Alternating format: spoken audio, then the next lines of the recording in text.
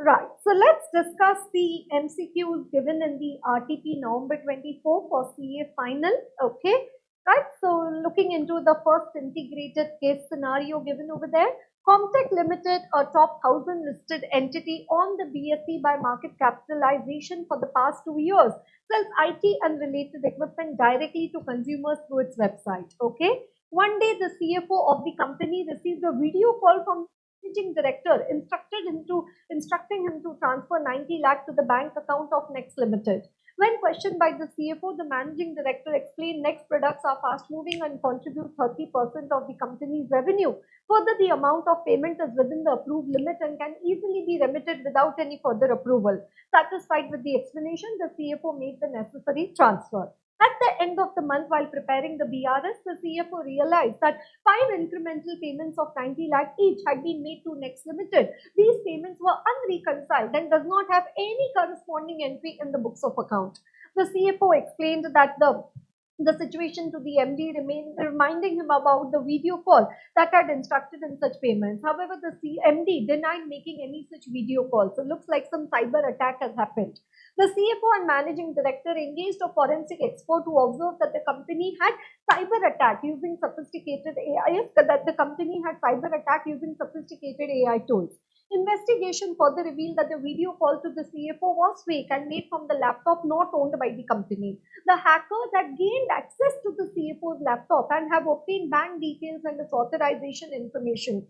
The company filed a police complaint and reported the incident to the appropriate authority. During the risk assessment process, the auditors of the company determined that the IT environment poses a significant risk. The auditor assessed that the principal financial information system used in the preparation of financial statements were compromised during the cyber attack. The auditor also focused on the judgments made by the management related to the known security incidents. The auditors made inquiries with the risk management team and with the chief information officer to understand their assessment of the cyber security risk and the measures in place to mitigate this risk, focusing on the principal financial systems used in the preparation of financial statements. The auditor also communicated with TCWG about the cyber incident. After completion of the necessary procedure, auditor felt that it had incurred additional efforts to the tune of 20%. The auditor reviewed with the assistance of specialists management's assessment of the potential impact on the principal financial system used in the preparation of financial statements. So looks like a matter of most significance. So looks like a key audit matter. The management of the company was level of detail and diligence employed by the auditor while dealing with the cybersecurity incident.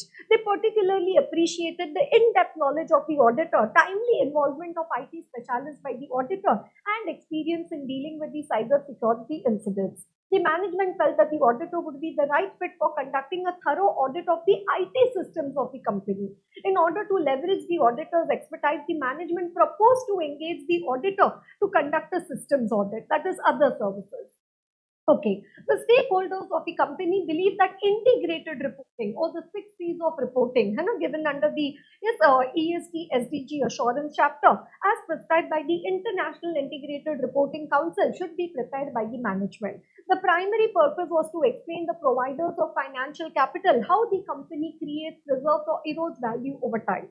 The integrated report would provide relevant information, both financial and other, for the benefit of the stakeholders interested in the company's ability to create value over time, including employees, customers, suppliers, business partners, local communities, legislators, regulators, and the policy makers. On the basis of the above mentioned facts, you are required to answer the following MCQ. In the given case, cyber attack encountered by the company is known as. Right. So one, is it any mobile, any malicious software which is being used by the attacker over there? No, there is no malware over there, no malicious software there. But then whether it is the denial of service attack, identity-based attack, or the spoofing. Right. So identity-based attack, yeah, wherein it has been identified to be the MD, but then it is not the identity-based attack. It is something, some type of particular, the CFO thought that, oh, this is the MD of the company and he is telling me to make the payment of 90 or 95 lakh. Right, then denial of service, no. So it's not any service request which is not being covered up. right? So let us look into the theory related to the spoofing over there, right? So what does the content say over there? Spoofing is a technique through a cyber criminal, through which a cyber criminal disguises trusted source. Right, so the CFO thought that, oh, this information is being asked, this request is coming from the managing director of the company. The adversary is able to engage with the target and access their systems or device. So they are accessing the bank account, the bank details and all of that, with the ultimate goal of stealing information, extorting money. So 5 times the payment were made, or installing the malware or the other harmful software on the device. Right, so one, it could lead to the domain spoofing, or it could lead to the email spoofing. Right, so that is where they talk about the spoofing over there. Let us look into identity-based attacks when a valid user's credentials have been compromised and an adversary is pretended to be that user. Right, so here no user credentials have been compromised over there. Right, so identity-based attack, no, that does not come in our given option, right? The identity-based attack. Right, then they also mentioned over there the denial of service attack. So let us read regarding the denial of service. Floods a network with the false request in order to disrupt business operation. Right, so there has been no false request to disrupt the business operation. That does not happen. And the last other option over there is regarding the malware, right? So which is a malicious software or a program code that is created with the intent to harm a computer, network, or a server. Right, so that is why looking into the theory given over there, right? Is it a malware over there? No. Is it the denial of service credentials being compromised? No. So it is spoofing.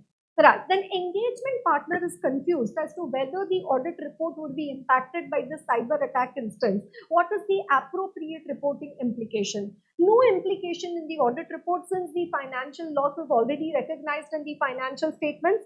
Qualify audit opinions as the amount of loss due to cyber attack is incremental and does not emanate from its operating activity. Include an emphasis of matter paragraph as cyber security incidents are by default fundamental to the user's attention of the financial statement and to the attention to the users. Report as a key audit matter, since the cyber incidents was of most significance in the audit of the financial statements of the current period. Right, so no implication, qualified opinion, emphasis of matter, or the key audit matter. Right, so where it should be coming? It should be coming under the, right, what does it say? 20% more effort, 20% more time was required for doing the audit. Is it related to the financial statements? No. Qualified audit opinion? No. No implication on the audit report? No. So it should lead to a key audit matter. Right? Key audit matter. Okay. The company wants to prepare an report as contained in the International Integrated Reporting Council and endorsed by SEBI. The company secretary is of the view that integrated reporting is mandatory for a listed entity. Which of the following is correct in this regard? Like, the view of the company secretary is correct, since the company meets the qualified threshold of the top 1,000 listed company based on market capitalization at the end of the previous year. View of company secretary is incorrect, as integrated reporting is voluntary for the top 500 listed entities. It says view of company secretary is correct, as the company meets the qualifying threshold of top 1,000 listed entities based on market capitalization of the current year. Right, so what difference between option number A and C is the previous year and current year? And the view of the company secretary is incorrect, since integrated reporting is voluntary for the top 1,000 listed entities. So here it says it is voluntary for top 500 listed entities, and here it says voluntary for the top 1,000 listed entities. Okay, right. So let us try to go to our chapter number 18, which is regarding the ESG and the SDG assurance. Right, the ESG and the SDG assurance. In that, let's try to check the applicability of the reporting. Right, the applicability of the integrated reporting. Right, what does the applicability of the integrated reporting say over there? Already I have some markings over there. Right, applicability of the integrated reporting, SEBI recommended. That means this is voluntary. Integrated reporting for the top 500 listed companies. Right, so what does it say? Overall, the for top 1,000 listed companies, the 9 principles of BRSR. But integrated, the 6 C's of the integrated reporting recommended for the 500 listed companies. Okay, so knowledge is power. Right? So now on this basis, do we know that it is voluntary? Yes, it is voluntary, and it is voluntary for who? Top 500 or top 1000? It is voluntary for the top 500 listed entities. Right? What happens in the beginning of the question? They've given Comtech Limited or top 1000 listed entities. Right? So top 1000, no, but this is related to the integrated reporting. So what does it say? The view of company secretary is incorrect, as integrated reporting is voluntary for the top 500 listed entities. Okay, wonderful. Next one, integrated reporting comprises 6 categories of capital. That is your fishman. What is your fishman? Financial capital, intellectual capital, social relationship capital, human capital, manufactured capital, and the natural capital. The company observed that it has capitalized the intangible assets, patent. So patent, that means it's your intellectual capital. And rooftop solar equipment. So solar equipment, obviously that is the natural capital.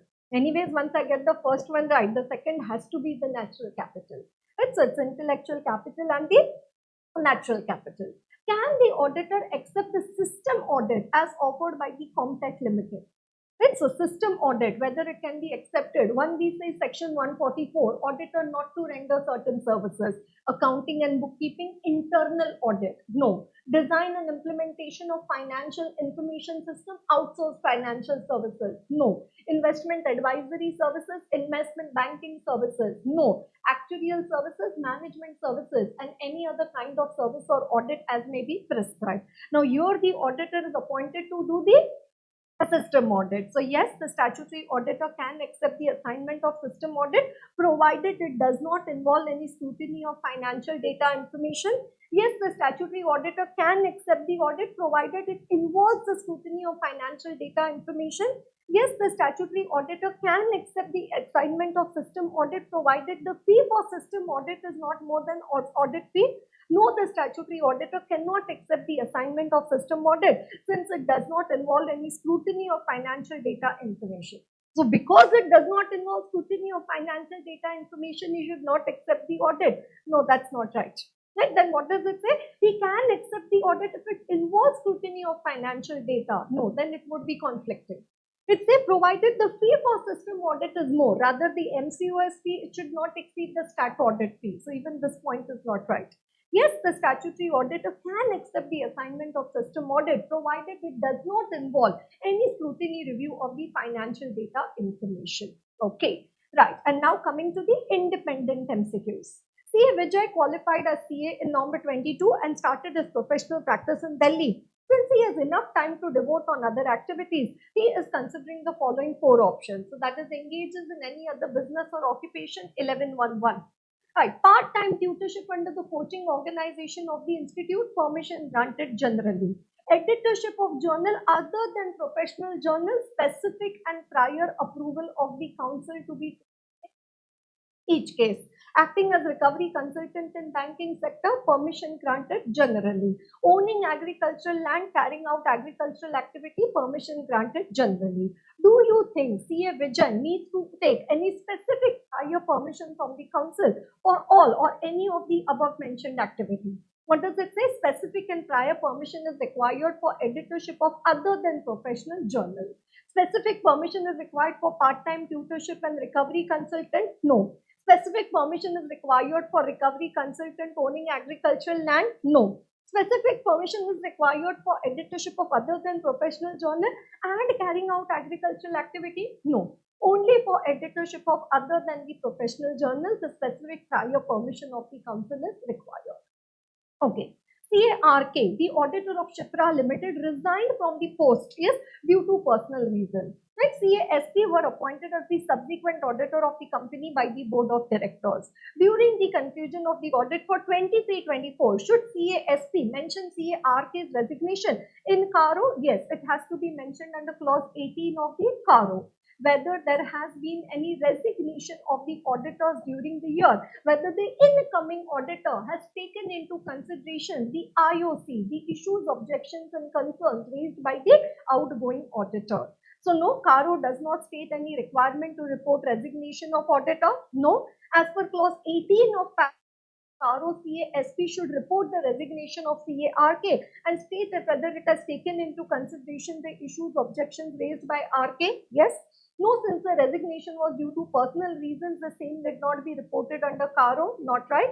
And yes, as per clause 21 of Caro, 21 is regarding the consolidated financial statement. So that is why the correct option is B, right, okay. And then SMN Limited is a management consultancy firm and in operation for the last 15 years. The company's financial reporting process is sound and its statutory auditors have issued clean report on the audit of the financial statements of the company since inception. Due to mandatory audit rotation under the Companies Act 2013, MNO Associates was appointed as the new auditor for financial year 24. During the audit, MNO Associates performed procedures on both the current financials and the opening balances. No significant issues have been observed during the audit, and auditors intended to issue a clean report. They included an other matter paragraph in the draft report, noting that the previous year financial statements were audited by a predecessor auditor, different auditor. The management requested this reference to be removed since MNO Associates audited the opening balance also, and such a reference is not required. No. SA 710, when prior period is audited by predecessor auditor, what do you do? State that prior period audited by predecessor auditor, type of opinion, and the date of report. Right, so and reference is not required. However, the auditors did not agree with the management. Please advise the auditor or the management, whoever is incorrect, with the right guidance. The contention of the management is valid. Any auditor has two options, either to perform the procedure or give reference to another auditor in his report. Even in the given situation, even if the auditor wants to give the reference, the management and the auditor should have taken approval from the previous auditor appointment of new auditor. In this case, it cannot be done. The report of the auditor is correct and is it in line with the standards on auditing. An auditor is required to include such a reference in his report under the other matter paragraph, which requires referencing the previous auditor when applicable. Right? So D is the correct option. Right? So that completes our discussion for the MCQs in your RTP November 24. Okay.